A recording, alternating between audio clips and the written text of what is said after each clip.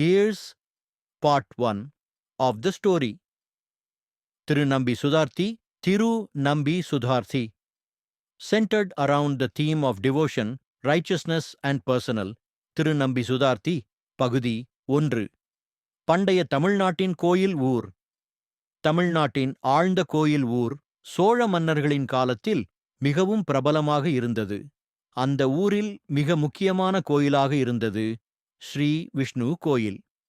இதன் பிரதான கோபுரம் விண்ணைப் போல் உயர்ந்தது. அதன் அருகில் பரந்த புல் தோட்டங்கள், சிறிய ஆறுகள், செழுமையான மரங்கள் இருந்தன. இந்த கோயிலில் தினமும் பிரபஞ்சத்தின் சுதார்த்தியான முறையில் பூஜைகள் நடந்தன. திருநம்பி இத்தகைய ஆழ்ந்த பக்தி கொண்ட ஒருவர் இந்த கோயிலின் அடியாராக இருந்தார். அவர் ஒரு வழியாக உள்ளார்ந்த பக்தியுடன் ஒரு சிறிய விவசாயி குடும்பத்தைச் சேர்ந்தவர். அவன் வாழ்க்கை எளிதானதாக இருந்தது.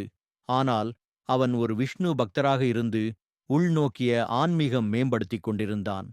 ஒரு நம்பிக்கையுடன் வரும் பாடல் நம்பி தினமும் கோயிலுக்கு சென்று ஸ்ரீ விஷ்ணு சந்நிதியில் தன் வழிபாட்டினை ஆற்றுவான். எந்த இடர்பாடும் இல்லாமல் அவன் இருதயத்தில் விஷ்ணுவின் திவ்ய அருளை உணர்ந்தான். ஒரு நாள் அவன் கோயிலில் ஒரு துளி தண்ணீர் வைக்கும் பணியில் இருந்தபோது ஒரு புதிய பிரச்சினை அவனை சந்தித்தது.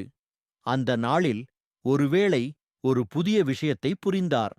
அவன் கோயிலில் நடக்கும் பூஜைகளில் தெய்வீக அருளின் மீதான உணர்வுகளை உணர்ந்த பிறகு ஒரு கடினமான பரிசோதனை அவன் மீது நெருங்கி வந்தது. பரிசோதனையின் ஆரம்பம் ஒரு நாளில் கோயிலில் மகா பூஜை நடைபெற்றபோது அந்த ஊரின் பெரிய முதல்வர் வீரபுராணன் அப்போது இங்கு வந்தார். அவன் பெரும் அதிகாரத்துடன் மிக உயர்ந்த ஒரு செயல் திட்டத்தை பகிர்ந்தது. இந்த திட்டம் அந்த கோயிலின் பழைய சிறப்பு பரிசுகளையும் அதன் சமுதாய வேலைகளை வேறு வழியில் கையாளும் புதிய உத்தரவுகளை ஏற்படுத்தியது.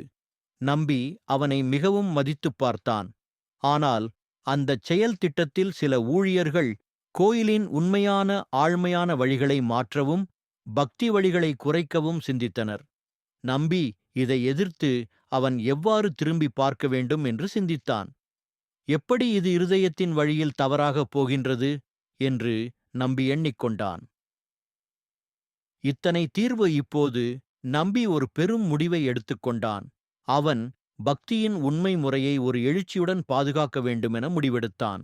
அவன் அப்பொழுது நினைத்தான், இந்த தெய்வீக சேவை ஒரு சுத்தமான வழிமுறையில் இருக்க வேண்டும். நான் இதை பின்பற்றுவேன். அடுத்த பகுதி நம்பியின் பரிசோதனை. நம்பி அவன் தாய் மற்றும் வேறு குடும்ப உறவுகளுக்கு இது தொடர்பான காரணங்களை சொல்லி அந்த புதிய மாற்றத்திற்கு எதிராக ஒரு பாகுபாடான நடவடிக்கைகளை தொடங்கினான். இந்த பரிசோதனை அவனை ஒரு இறையியல் முறையின் மூலம் என்ன கற்றுக் கொடுக்கிறதோ அதுதான் அடுத்த பகுதியின் கதை.